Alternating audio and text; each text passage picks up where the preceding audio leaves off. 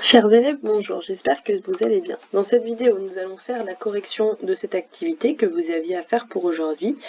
Je pense que ça ne vous a pas posé de problème parce que ce sont des choses que vous avez déjà apprises en primaire et dont normalement vous vous souvenez assez bien.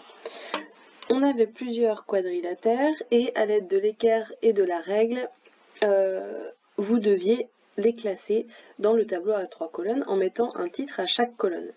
J'imagine que vous vous souvenez que cette forme géométrique, c'est un quadrilatère qui s'appelle un rectangle, celui-ci c'est un carré et celui-ci c'est un losange. Donc, dans les 3 colonnes, je vais noter rectangle, carré et losange. Si vous n'avez pas mis dans le même ordre que moi, bien sûr, peu importe. Alors, dans les rectangles, on a le 1 et le 5, j'imagine que vous êtes tous d'accord avec moi. Dans les carrés, nous avons le 2 et le 6. Et dans les losanges, nous avons le 3 et le 4. On fera peut-être des petites modifications par la suite, mais on va regarder les définitions. Nous devons donner ici la définition du quadrilatère qu'on a mis dans la première colonne. Moi, ici, j'ai mis le rectangle. Un rectangle, c'est un quadrilatère qui a 4 angles droits. Donc, je vais écrire ça. Et je vais l'écrire en rouge.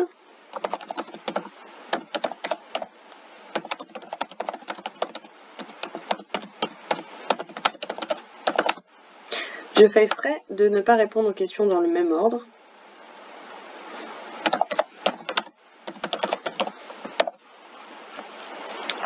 Et nous continuons. Le quadrilatère que nous avons mis dans la deuxième colonne. Le carré. Le carré, c'est un quadrilatère qui a 4 angles droits et qui a en plus 4 côtés de même mesure.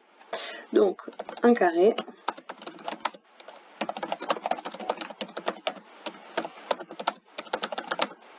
Donc, 4 angles droits. Oula. Et 4 côtés de même mesure. Enfin, nous allons donner une définition du quadrilatère que nous avons mis dans la troisième colonne, à savoir le losange. Un losange est un quadrilatère qui a ses 4 côtés de même mesure.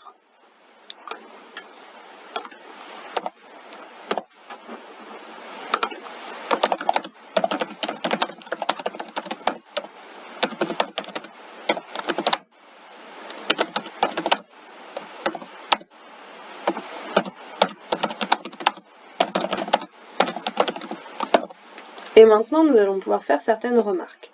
On a dit qu'un losange, c'est un quadrilatère qui a 4 côtés de même mesure. On a dit qu'un rectangle, c'est un quadrilatère qui a 4 angles droits.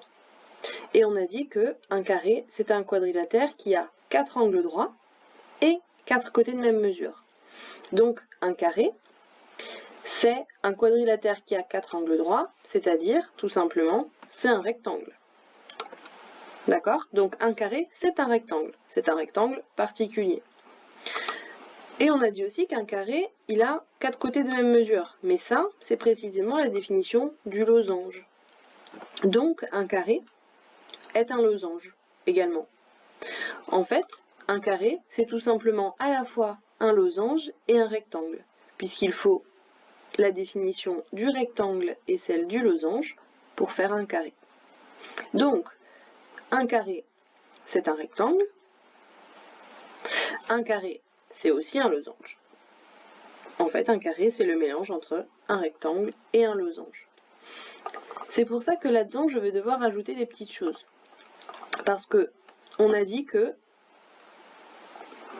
le carré, c'est aussi un rectangle. Donc, je vais aussi les mettre ici. Et on a dit que le carré, c'est aussi un losange. Parce que le carré a 4 côtés de même mesure. Donc, c'est un losange. Donc, je vais les ajouter dans la colonne des losanges. Donc, concernant les quadrilatères 2 et 6, on va faire une remarque et on va écrire que les quadrilatères 2 et 6 sont des carrés,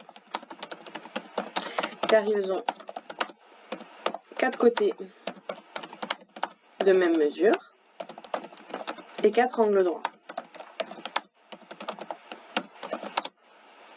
On va donc écrire qu'ils sont à la fois des losanges et des rectangles.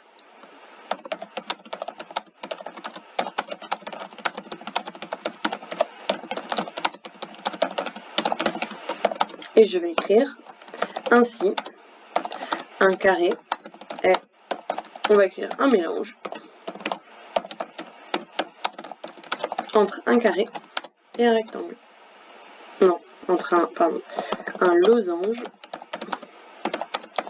et un rectangle. Et enfin, vous deviez coder toutes les figures. Alors moi, je ne vais pas le faire parce que c'est compliqué avec mon ordinateur, mais au niveau du codage, ce que vous devez mettre, c'est donc les angles droits pour tous les carrés et tous les rectangles.